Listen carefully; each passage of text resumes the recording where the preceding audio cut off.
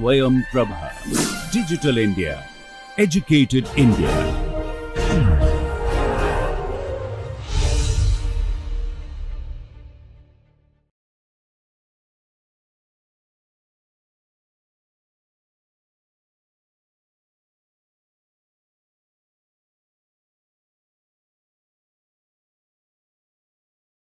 So welcome dear learners, I am Dr. Manisha Goswami, working as an assistant professor at Institute of Business Management, GLA University, Mathura.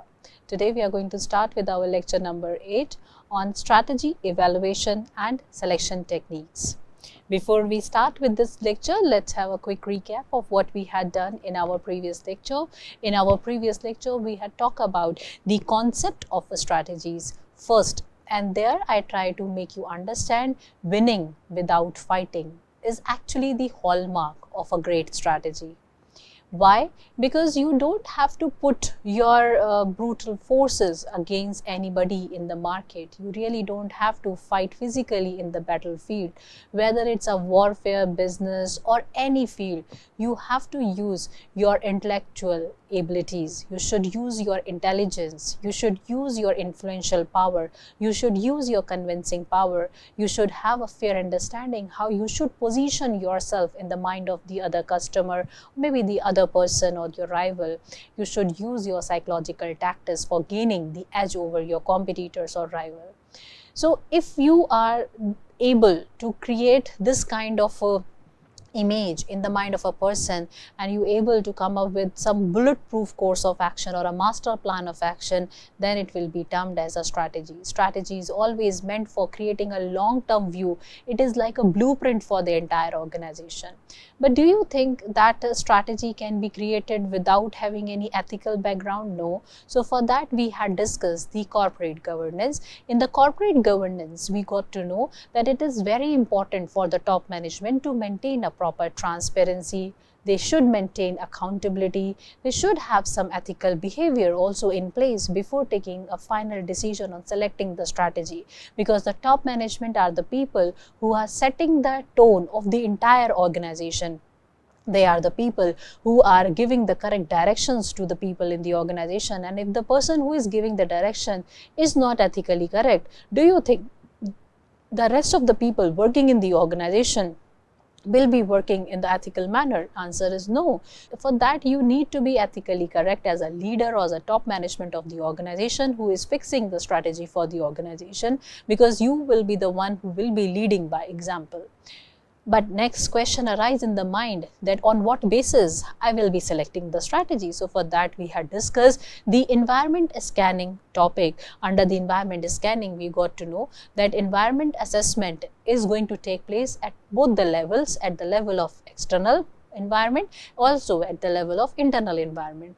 When you are analyzing the external environment is bifurcated into two important headings. One is the macro environment, another one is the micro environment. So when you are assessing the macro environment, you are trying to do the assessment of the important component of macro environment like pastel, political, economical, socio-culture, technological, ecological and legal environment. And when you are doing the assessment of the micro environment, you are trying to do the assessment of customer, competitors, suppliers, or maybe the different stakeholders, employees, union, government associations or the employer association or the customer employee unions. So all these are going to come under the 5 forces Porter's model. After assessment of the macro and micro environment, you have a list of opportunities and threats with you. This is going to really help you out to create a SWOT analysis.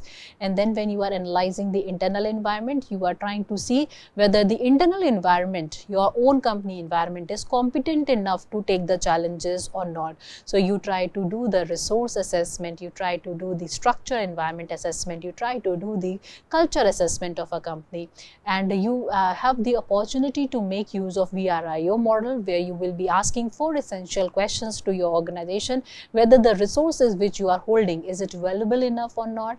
The resources that you are holding, is it rare enough or not? The resources that you are holding, is it imitable or not? If the answer is yes of imitable, that means it can be easily copied. That means that there is a possibility of losing the competency when your products are imitable, because every next person can copy the idea and can generate the same product which you are offering. So for saving such product, you can go for copyright, you should go for patent. So, and the next final question is organize, that are we organized to exploit all the available resources that we are having. When most of the researchers, a scholarly paper, it is mentioned that in most of the organization, it is observed if they are not having the resources which are valuable, which are rare or inimitable, it's still the organization able to survive because they are well organized. They are organized to exploit the resources. They are organized to optimally utilize, no matter how trivial the resources they are holding in their hand. So these all understanding are going to list out my strength and weaknesses, and accordingly I can strategize my course of action in order to gain the maximum outcome of available resources, right? So this is what we had done in our lecture 4, and in order to create our competitive advantage. In the next lecture, lecture number 5, we try to understand that how strategies are formulated, right? We have understood that, okay, fine, environment assessment is important and formulation of strategy is very important, and we also got to know that we need to be ethically correct. But how exactly the strategies are going to be formulated? Then we list out the different types of the strategy. There are 3 different levels of the strategy. One is the corporate level strategy, second is the business level strategy, and the third one is the functional level strategy. The corporate level strategies are the strategies which are created by the top management, and their focus is on giving the direction. Their focus is on giving direction, right, either towards the growth, stability or retrenchment, and then the second is on providing the portfolio assessment, where they try to see whether the different product lines of the company are doing well in the market or not. If they are not doing well today in the market, do they have some potential to do well in the near future? If answer comes yes, then they put such kind of product line for the corporate parenting, which is the third important issue or the key issue of the corporate strategy. Based on the understanding of all these things, the top management are going to fix the corporate strategy for the organization, and the statement of the corporate strategies are in most of the cases it is observed it's very complicated for the general people to understand. So for that there is a business strategy. Business strategy job is to really understand how to simplify the complexity of the corporate strategy so that the functional level people can understand. And second most important aspect which business level people would be doing is to understand how they are going to place their company in the market, how they are going to gain the competitive edge in the market, how they are going to position themselves in the market, how really they're going to target or position their product in the market. This is the job of the business level strategy. At the same point of time, they are trying to make things so clear and so precise to the functional level people to understand. They try to develop the system which will bring the clarity among the functional level people that what exactly is expected them to perform. Thereafter, business level strategy, the next level which comes is the functional level strategy, and under the functional level strategy, we had discussed quite a few things which is related not only with the functional strategy but also related with the selection criteria of the choice also. Here also in this chapter, we will be focusing upon all those selection criteria of the choices. Let us try to dive deep into today's lecture. Today's learning objective are confined in 2 important headings. One is understanding the importance of strategic evaluation and the selection in the decision making, and the second one is apply screening technique like SWOT and PESTEL to assess the strategic option, right? So whatever the strategic choices you have made, for sure you must have used the SWOT and the PESTEL analysis, but the SWOT and PESTEL analysis has to be done on a regular basis because the market is very dynamic, and if you are not bringing the subsequent change in the matrix of your SWOT matrix or in the matrix of your PESTEL, then you may lose the current opportunity, because whatever you have presumed maybe 6 months before is not going to be functional today. So the set of opportunities might have changed, the set of the threats might have changed, the strength of your organization might have changed, the weaknesses of your organization might have changed. So you have to incorporate the subsequent changes, and you have to regularly perform the assessment of those techniques quite often, so that you keep yourself updated and well versed with the recent changes which is taking place in the environment. We cannot say that I have done once in a year, I I will be doing once in a year or twice in a year. This is not the thing, because market is highly uncertain. So there may be the possibility that you have to do maybe twice in a 6 month, maybe you have to do thrice in a 6 month, because of the dynamism. Technology is advancing at a very fast pace, which is changing the different other sectors, because technology is pervasive, it is everywhere in all the sectors. So with the advancement in technology, each and every other sector is also getting positively impacted or sometimes negatively impacted. But we as an organization should be well versed about the changes, how those changes are going to impact my organization. So keeping all those things in mind, this particular lecture is focusing on bringing these two important learning outcomes to our student. Let's have a fair understanding that how we are going to proceed in this lecture. In this lecture, we'll try to see how we are going to evaluate the selection criteria. That means this is not the strategic evaluation or control step. This is the process where you are trying to evaluate your selection, the selection of a strategy. In the previous lecture, we talk about the strategy is going to be select on the basis of the 3 parameters. One is your feasibility, second is your suitability, third one is your acceptability. So whatever the parameters you have chosen for the selection, is that particular parameter was correct for the selection or not. If that parameter is itself not correct, then for sure the selection will go in vain. So you have to evaluate your strategy, you have to evaluate your selection. That plays a crucial role in strategic management. Once an organization has identified possible strategic options, it must assess them systematically to select the most suitable, acceptable and feasible strategy. But you have to keep on reviewing that whatever you are selecting, whatever you are fixing, that this is going to be the important strategy for my organization, you have to keep on reviewing on the basis of the current market trend, on the basis of the current requirement of the maybe the technological advancement, or maybe the requirement as per the law and order. So are you well versed or not? This kind of question should always go and revolve in your mind while you are evaluating the parameter for the selection of the strategy. This process ensures that the chosen strategy align with organizational goals and can be implemented successfully. Once you are through with this process of continuous evaluation of the process of your strategic choice selection, you are going to ensure that yes, you are on the right path, you are taking the correct decision, you are updated with the changes which are taking place at an external and internal environment. Now, what are the key aspects of the strategic evaluation and the selection, which includes the screening option, that is filtering the strategic alternative based on the preliminary criteria. So what are those preliminary criteria? You can set the preliminary criteria for the selection of a particular strategy. This could be that based on your feasibility, and this could also be based on your suitability, and could also be based on your acceptability. So these three could be the filtering. On what basis you will be filtering? You can filter it on the basis of feasibility, you can filter it on the basis of suitability and acceptability. Very true. But on what basis you are saying that this is feasible for me today, may not be feasible for me after 5 years, or may not be feasible for me maybe after 6 or 10 years. So what is the basis of this? This is the basis which is coming from the SWOT matrix. So SWOT matrix is actually updating you whether a particular thing is feasible, whether the thing is suitable, or whether the thing is acceptable or not. And if your SWOT matrix is old, or maybe you can say outdated, then do you think your feasibility, suitability criteria will be updated? Answer is no. So you have to keep on updating your SWOT matrix. You have to keep on assessing the internal environment for coming up with the strength and weakness.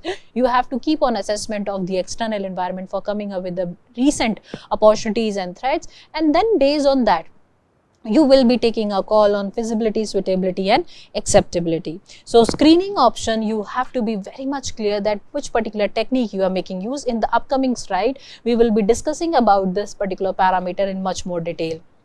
Then analyzing the acceptability, that is evaluating whether the stakeholder will approve the strategy or not. That if the stakeholders are denying the execution of the strategy, they are showing their resistance because they are having a fear of losing their money, then in that case what you will be doing, you have to take the call, you have to conduct some meeting, you have to call them, to take them in confidence or convince them. If they are really having some valid point, then you should be flexible enough to accept them also, to accept their view also. It is not always that you have to convince them, right? Because they have a fear of losing the money, so you will try to create a pressure upon the stakeholders that no, this is what we are going to execute. No, this is not the way. But if you are finding they have some valid point, they have some genuine concerns, you should be in a position to really listen to them well and accept that what and why they are saying so. And if you are finding there is a valid reason, you should incorporate those changes in your strategy and then execute it. Another one is you're analyzing the feasibility, that is assessing whether the organization has the necessary resources to accept the particular strategy. This is what we were talking of, the feasibility here also, that the organization has to assess whether the resources are sufficient enough or not. Do I need to invest heavily in terms of gathering the required resources for running or executing this particular strategy? Then it is going to be a very costly affair. The payback period will be will get so delayed. I cannot expect the returns maybe in the year 2035 also. So if the payback period is getting so delayed, then I have to rethink about, because of the feasibility criteria, because the investment which it required to really allocate the required resources or to generate those resources for the allocation is going to be very heavy upon the organization. Now there are certain screening options. Let us see that the screening is the first step in evaluating the strategic choice, right? Because you have to be very vigilant in terms of finding one particular strategy out of the various options. So you are going through the screening process. You are trying to figure out of n number of options, or maybe 3 or 4 options in front of you, which particular strategy is to be chosen. So it requires certain steps of evaluating the worth of the strategy which you will be selecting. It helps the organization filter out the strategy that do not align with their vision, mission and external environment. So one possible way is to quickly look at the vision of the organization and the mission of the organization, and if you find there is some misalignment, then you quickly take a call of not accepting the particular strategy for the organization. You should say no for such kind of the strategy, because these things are not aligned with the vision and mission of the organization, right?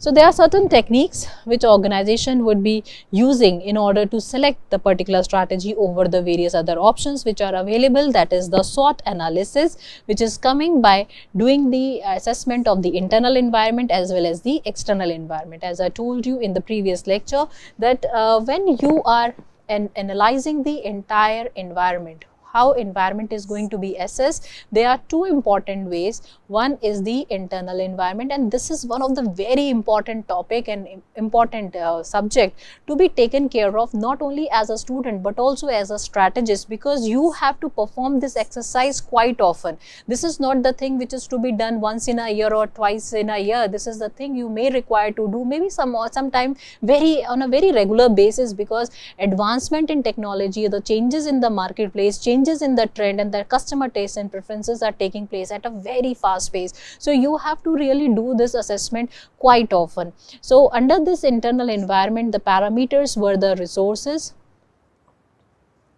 structure and culture, right? For assessment of the resource, we use VRIO model, value chain analysis model.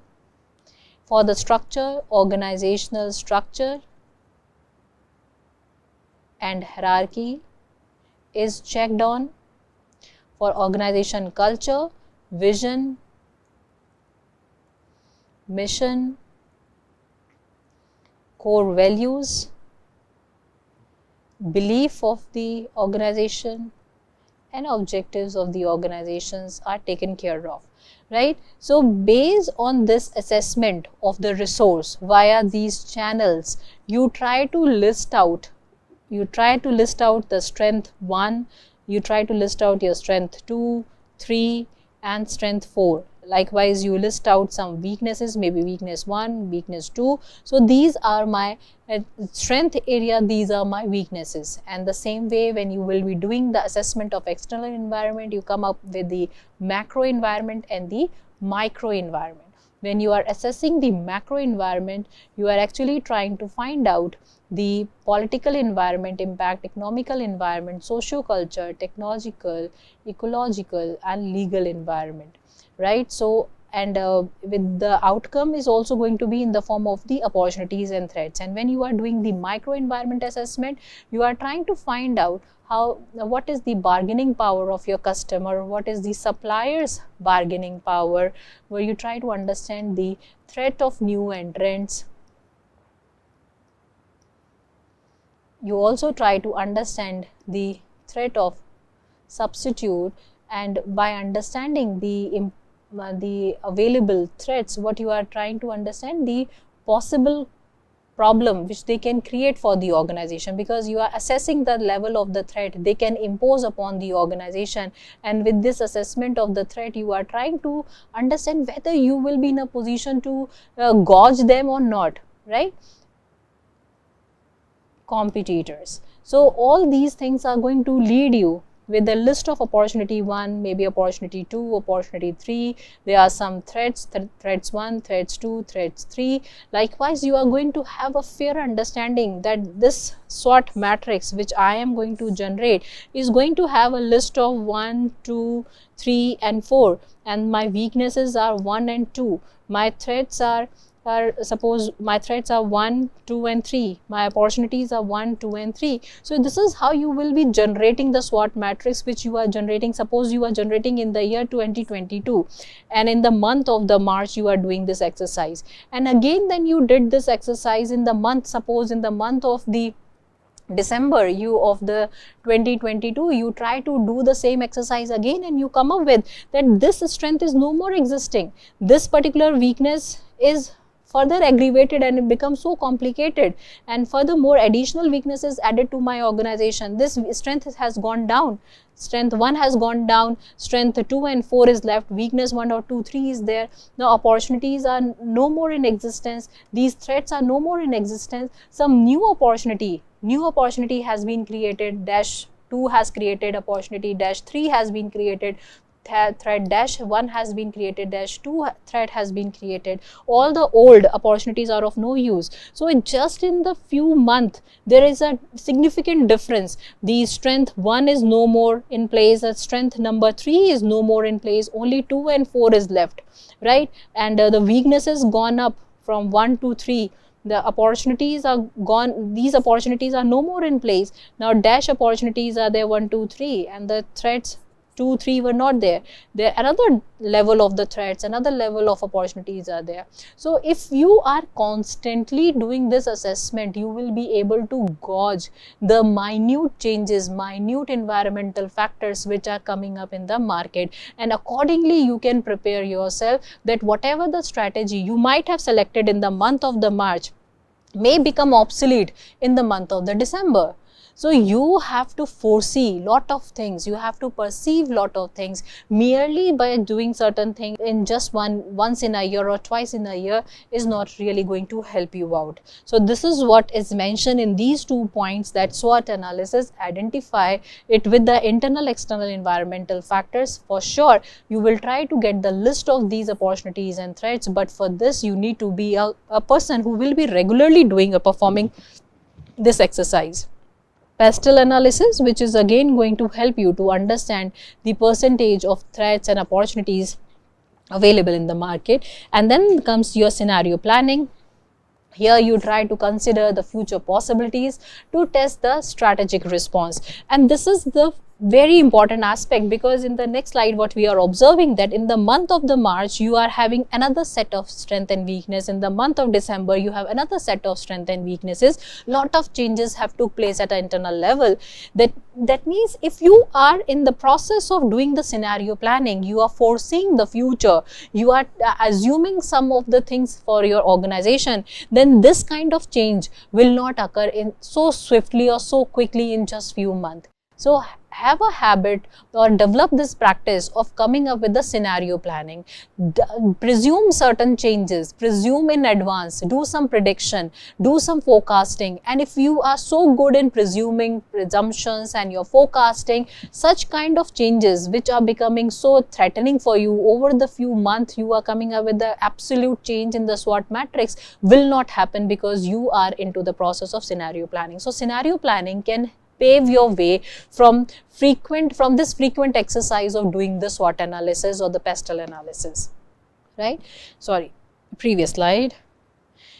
After scenario planning is the comparative analysis. That means you have to have a fair idea that what your competitors are doing, what your rivals are doing, what different strategies they are making use of, how they are convincing the customer, what different customer retention strategy they are using, what are the supply chain management process, what different logistic supplies they are making use of, who are the suppliers for them, right? All these things you have to have in your checklist. You should prepare the complete checklist of your competitor, and this checklist of your competitor is really going to pave your way to take the decision for your own organization. When you got to know that X supplier is supplying the raw material to them, then why not I should also get the supplies of the raw material from the X supplier, right? You can chase that X supplier because the supplier is providing certain quality of raw material, because of which the production of your competitor is way better than yours. Then you should chase that X supplier to get the raw material. And if they are using certain technology which is very advanced as compared to your technology, then try to find out the ways how you can also get that technology.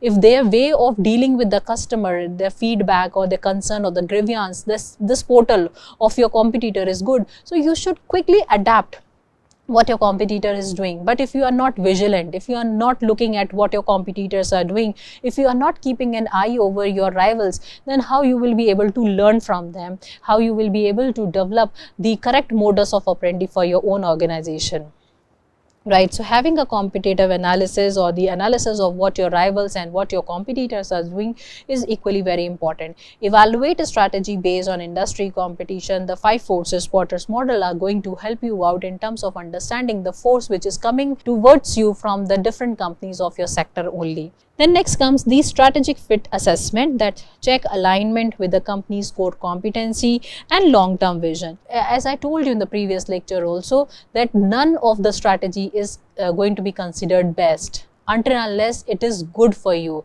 So you have to see the alignment. No matter your competitors are adopting certain strategy, you should get the learning from them. Okay, fine, this is what they are doing in the organization. Let me also see whether I can do it in my organization or not. But when to take a real call of application of it, you have to see its alignment with the company core competency and the long-term vision. You have to see this alignment straight away. You cannot take a call of implementing in the organization.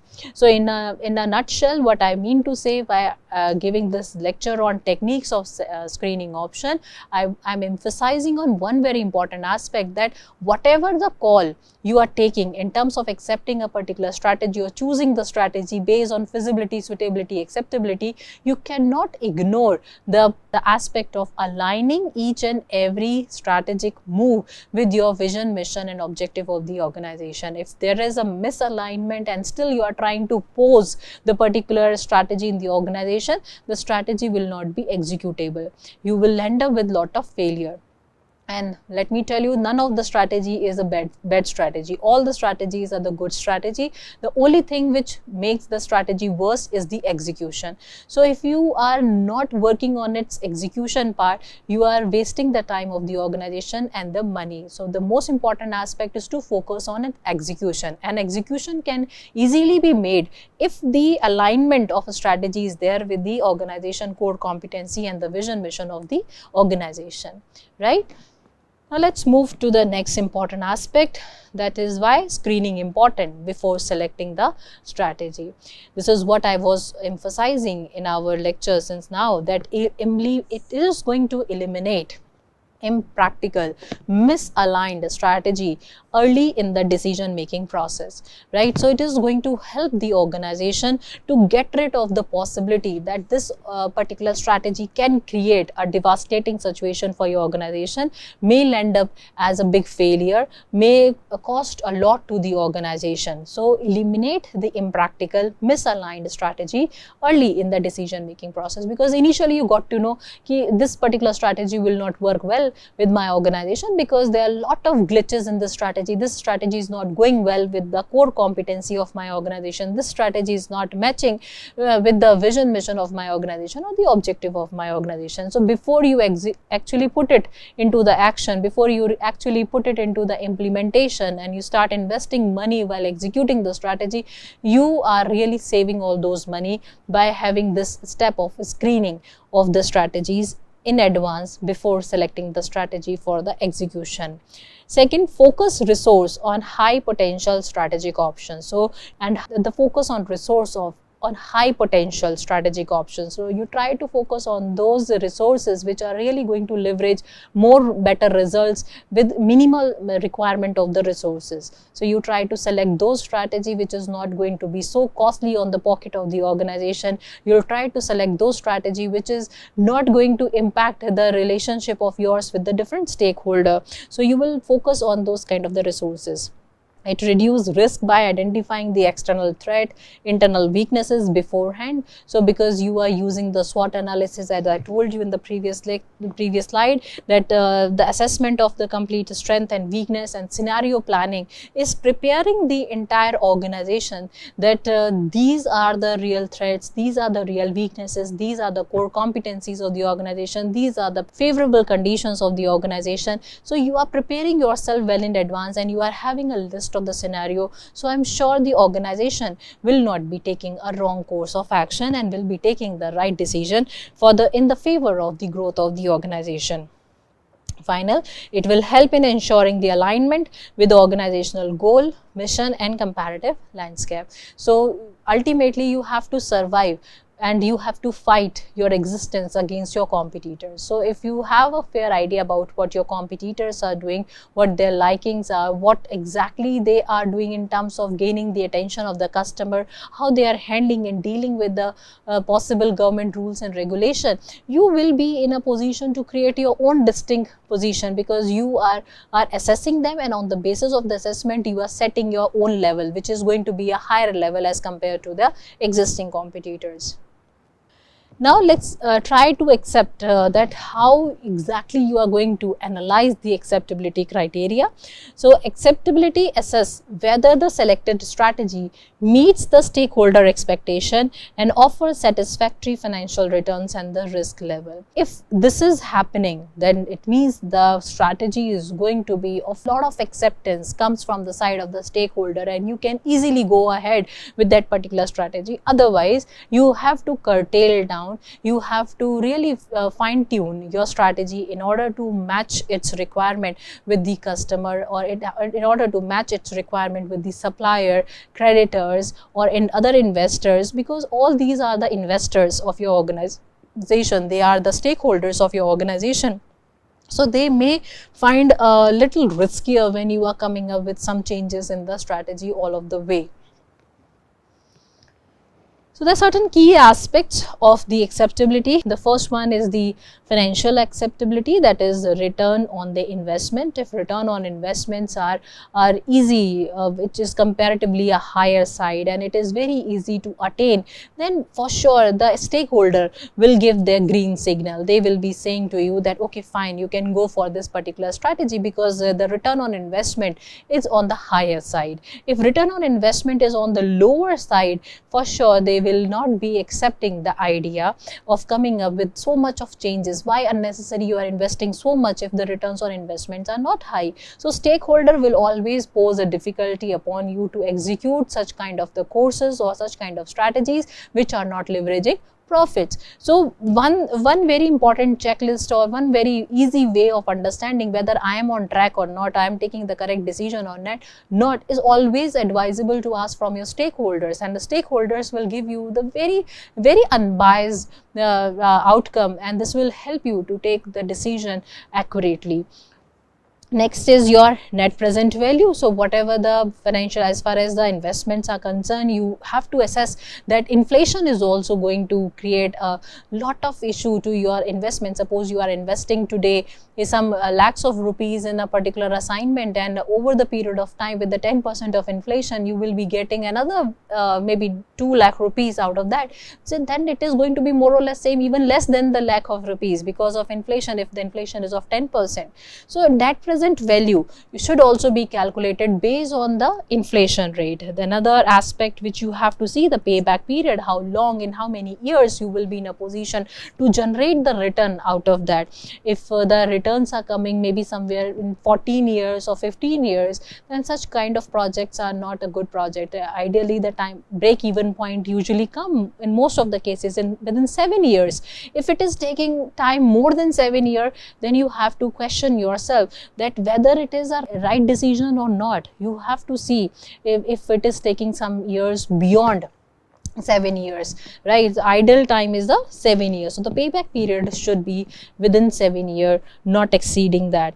Internal rate of return. So you have to check your IIR that whether the returns are coming or falling in the organization, the right time or not, what is the ratio analysis of the returns, and everything you have to assess, and based on that you will be able to see that whether it is financially acceptable to your organization or not. If it is not, then don't force your organization to take certain actions which are not giving you some financial returns, because every organization is doing a business for earning the profits and giving returns to the society also. Whatever the money the investors have invested in the organization, they will also be able to get the returns when a particular organization is earning the profits. If your organization fails to earn the profit, or if organization just for the sake of adopting a particular strategy has adopted a strategy which is not going to be so promising, which is not going to give you so much of results, then what is the utility of investing in certain projects? So it's always advisable not to force yourself or not to force fit your organization to accept certain strategies which are not going to leverage any profits to your organization.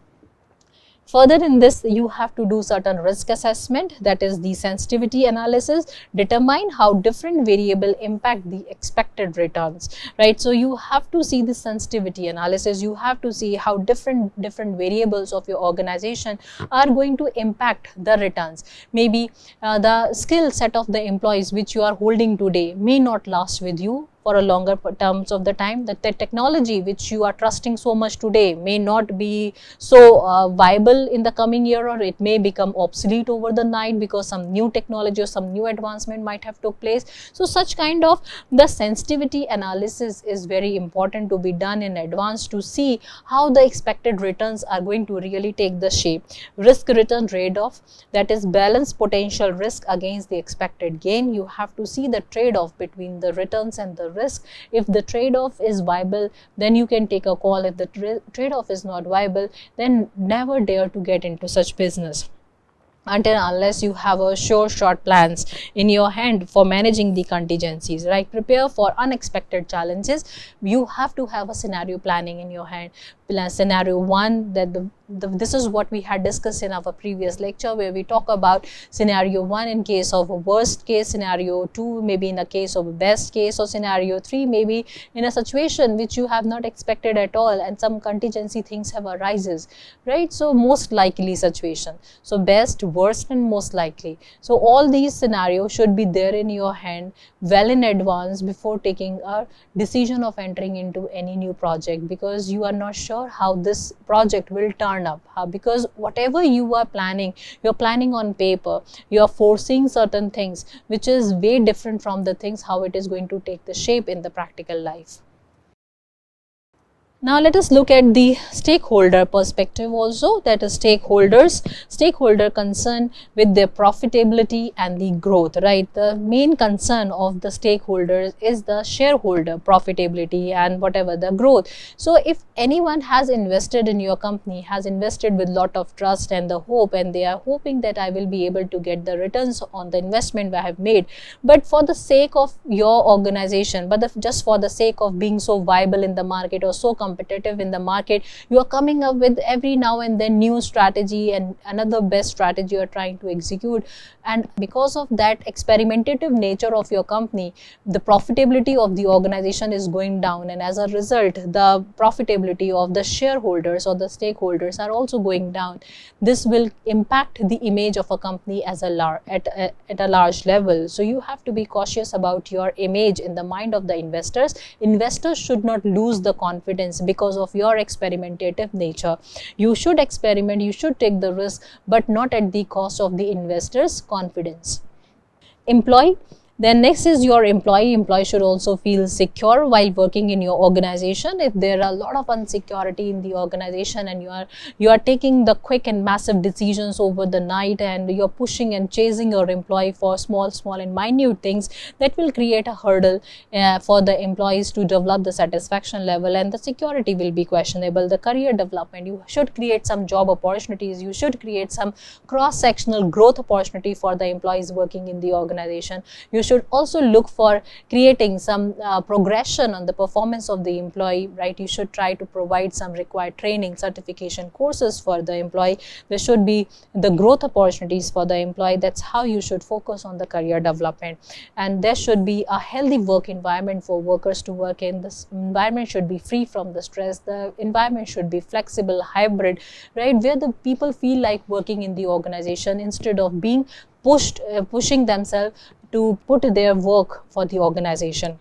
This is the very important aspect, that why employees are taken care of, because they are the soul of the organization. They are the people who are working day and night for you. They are the one because of whom you are taking so much of risk. You are relying on their skill set, and based on their skill set you are taking various risk in the market. So you should take care of the employees because you are trusting your employee, and based on your employee skill set you are ready to take the various risk in the market. Next is your customer. Customer wants only few things from you as a quality product, and the product should not be hazardous neither for them or to the environment. And the next important thing, this should be cost effective also. The price should not go up. So the quality and the price, these are the two essential things which they focus upon. And the third, which is the part of the quality, is the service, right? They look for some there are certain products where there is a need of a service from the side of the employer, so you should extend the better services to the customer. If in case of a customer satisfaction or grievances are there should be somebody to handle or listen to the issues of the customer. Another important stakeholder is the government and the society. So the compliance with the regulation and the corporate social responsibility, that this is how you will be taking care of the requirement of the government. Government want every organization to pay their taxes on time. They should give the true disclosures. There should be the transparency. There should be the accountability, right? So government is looking for few things from every organization, and if you are adhering to the norms of the government, you are supporting the government and you are helping the government to really execute the law and order flawlessly in the organization without any hurdles. So compliance with the rules and regulation, and at the same point of time, if you are earning above the threshold of 5 crores, then in that case you have to lend out some percentage of money for supporting the society that is coming under the corporate social responsibility. So all these perspective which is coming under the stakeholder, and if the corrective course of action or the strategy are there in place, this is how you try to really support the stakeholders, and the level of the risk of the stakeholder will go down if you have a valid answer for all these concerns of the stakeholder. And if you fail to answer any of these concerns of the stakeholder, the percentage of rejection or the resistance from the side of the stakeholder would be very high, and you won't be able to come up with the strategy which you are trying to come up with. So a stakeholder must be taken into confidence, and all their concerns should be handled well in advance. Now the next comes the concern that how can organization balance risk and return when evaluating the acceptability. So when you are evaluating your acceptability criteria, how really going to balance the two things together, the risk and the return. So there are few possible ways through which an organization really can balance out the risk and the return. First is conducting thorough financial analysis, right? You have to go deep into your financial accounts, you have to go deep into your data and try to find out your ROI, NPV, IRR to project potential profitability, right? Using risk assessment tool like sensitivity analysis to model different scenarios of the organization could be very useful way of finding out that what could be the possible failure of the organization, and if you have sensed it out in advance, you can take the corrective course of action. So if you are not prepared for that loophole, then this particular loophole could be very devastating for the organization to execute the strategy, and the stakeholder will raise their concern that this is what we were saying so long and you were not accepting our rejection. So you should do some risk assessment, do some sensitivity analysis to model the different scenarios of the organization. Now next is the diversifying strategy to mitigate the risk while ensuring the sustainable returns. This is another very important aspect. One should try to find out the best possible ways of mitigating the risk. You should work on finding that if particular thing is leading to this particular problem, I should not work on this particular issue. Like what is the cause and effect analysis? If A is leading to B and B is harming the environment of my organization, I should not work on A because way A leads to B. So this kind of the risk assessment you should do in advance in order to find out what is leading to what and how it is going to impact the financial well-being or the society, maybe the employee culture or the work culture of the organization or the overall structure of the organization is getting impacted. Next is engaging the stakeholder to understand the risk appetite and align the strategy with their expectations. So if your stakeholders' risk appetite is very low, then try to convince them, but you need to be very much confident that whatever the risk you will be taking is going to give them the returns. And if you are not confident, don't dare to take such risk. And you should have the proper risk management and you should have the tools to mitigate the risk in the organization to overcome the possible failures. Next is implement contingency plan to manage uncertainties effectively. So these are the 5 essential ways through which you can balance the risk and return while you are evaluating the acceptability criteria of the product that is your strategy which you are trying to execute in the organization. Now coming towards the next another level which is going to help in final selection or evaluation of a particular strategy, that is the feasibility. Particular feasibility analysis evaluate whether an organization has the resource and capability to implement a chosen strategy effectively or not. So here you are going to question your own organization internal capabilities. You are going to do the internal environment assessment, internal capability assessment, to understand whether I can go for this particular strategy or not. If you are selecting a strategy, the A strategy requires certain set of the competencies from the organization. Like suppose it requires the competency in terms of the highly skilled manpower, then do I have a highly skilled manpower in my organization?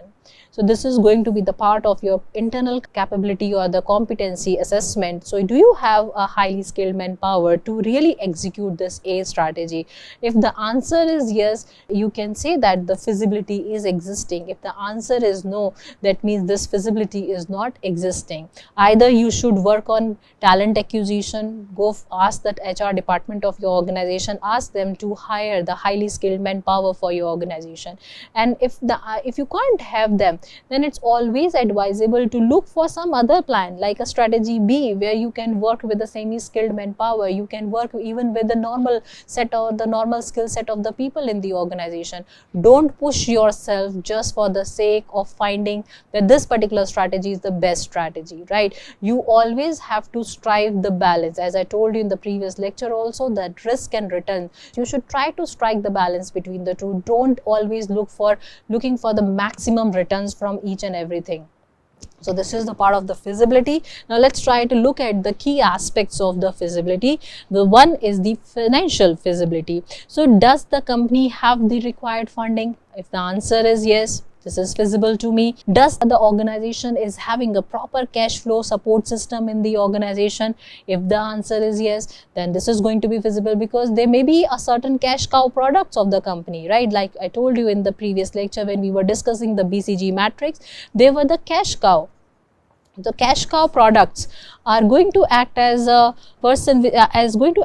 cash flow support system for the organization. If you have certain products which are lying at the cash cow stage, this particular cash cow product is going to help you to generate the new strategy, or is going to help you to generate the new product in the market, right? And can help you to execute or take the risk in the market, because you have something to rely on. You have your own sources of the fund. You don't always have to rely on borrowing the money from the outsider. So as you don't have to worry much on borrowing the money from outside, you have your own sources, then you can comparatively take much risk. How will company manage the financial risk? So you have to list out the possible sources from where you will be raising the fund. You will ensure that these are the possible areas from where you can get the returns from. Operational feasibility also to be checked on before taking a call, that can existing supply chain support the strategy, the production capacity is sufficient enough, or the technology, there are some constraint of the technology. If yes, then you need to work on overcoming this. You need to invest money in this area also to overcome this problem. If production capacity is sufficient, if answer is no, then you need to again invest in this area to get the machinery, to get the material, or to get the manpower maybe, right? If existing supply chain support is also not very good, it is not supportive, then you have to develop your own logistics. You have to develop your own department, or you have to look for the third party logistic to really develop this operational feasibility. So straight away you are not going to execute the strategy. You are going to start from the ground. You have to first see what are the possible areas which can generate problem to your organization, or the problem to the execution of the strategy. First you try to eliminate them. Well, first you have to overcome with this problem, then you have to overcome with this problem, then you have to overcome with this problem. If these three problems are gone, then only you can say the operational feasibility is there. Then again you have to work with these problems also. If these problems are gone, then only you can say financial feasibility is there. Until and unless these areas are not clear, you cannot take the course of action. It's just like if a traffic is there on a road, you cannot run your car. So for running a car, you need to really first clear the traffic, whatever the traffic congestion is there. So these are the traffic congestions, right? These things are not going to help you to run your car on the road swiftly. That your car is the strategy here. So I'm using the analogy where I'm trying to make you understand that if you are trying to drive your car on a road, you have to see the hurdles. If hurdles are multiple over there, then first you have to try to get rid of those hurdles, then only you can run your car. So these are the possible hurdles, right? Now let us look at the another hurdle which may come from the side of the human resource feasibility, right? As I mentioned in the previous slide that in the production capacity sufficient, if the machinery and the manpower is not there, then what you will be doing? Then you have to look for what? The HR feasibility, that does the company have skilled manpower in the organization or not? If the answer is yes, very good. Will additional training be required? If answer is no, then it is also very good. Is leadership capable of driving the change? If answer is yes, then it's good. Now you can run the car smoothly on this track because your HR department is doing flawlessly well, right? This department is helping the organization to execute the strategy what they are thinking of. Now let's try to see what are the possible factors that can influence the feasibility of implementing a new strategy. So like the financial resources are going to be the one which is going to be the possible factor for executing the strategy in the organization. If availability of capital and cash flow in the management, that will help you to execute the new strategy in the organization. So if operational efficiencies are there, like existing infrastructure, supply chain efficiency and technology adoption is there, that means now I can easily execute my strategy. Human resource, availability of skilled manpower, leadership support is there, I can execute a new strategy. Market condition, if competition, demand and industry trends are matching with what I am coming up with, then it's going to help you. Regulatory and legal consideration, compliance with the government policy, the international trade law.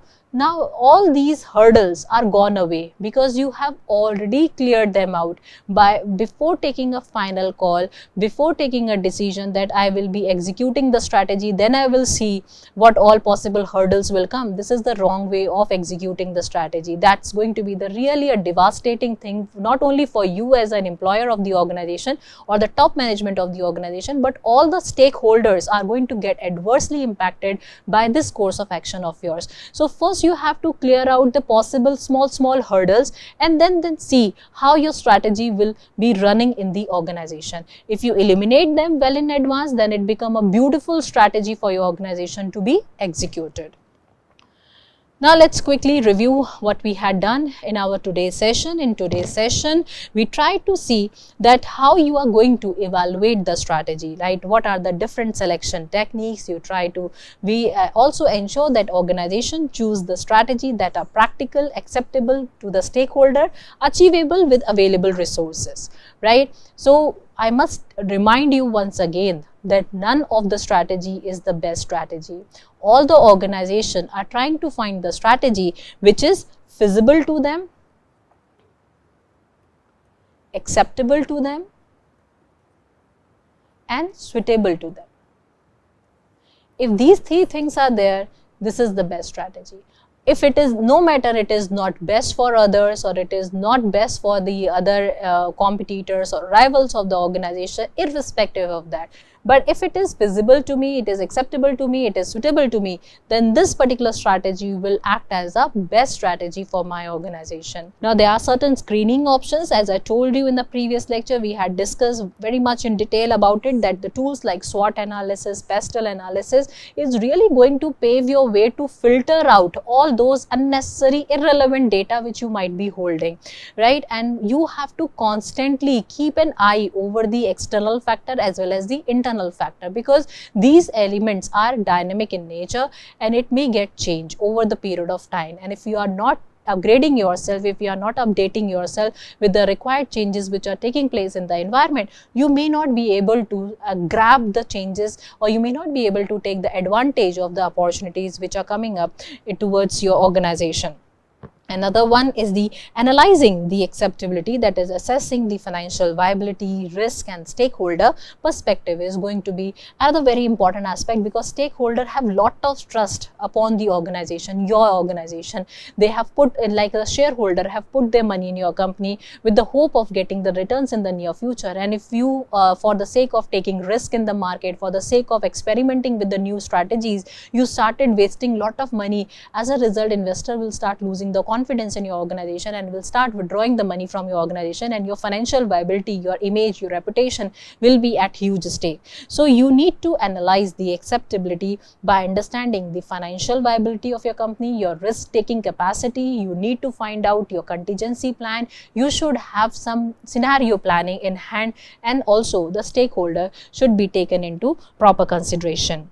The next is analyzing the feasibility, that ensuring the financial, operational, HR capability, support implementation, that if all these departments of your organization are supporting the execution of your strategy, then you can see that your organization will be smoothly running the different strategy and there will be no execution failure, there will be no errors in between, and there will be no ambiguity in the organization. So with these words, let me tell you student, the structured evaluation approach help business minimize the risk, enhance decision making for sustainable growth. So if you want to have a growth which is going to be sustainable, which is going to last for long, not only going to impact the profitability of your own organization, is also going to impact the larger community, larger society, then you need to have a clear focus idea towards understanding one thing, that I will not be accepting any XYZ strategy just by seeing that what others are doing. I will be doing the thorough assessment of the strategies by going deep into the feasibility, suitability, acceptability, and will be doing the performance of technical analysis like through SWOT analysis and the PESTEL analysis. Then on that basis, I will be taking a final call on selecting a particular strategy. So with these words, let me take a day off. And for further learnings, you can go for this book of 13th edition of Charles W.L. Hill on strategic management. Thank you.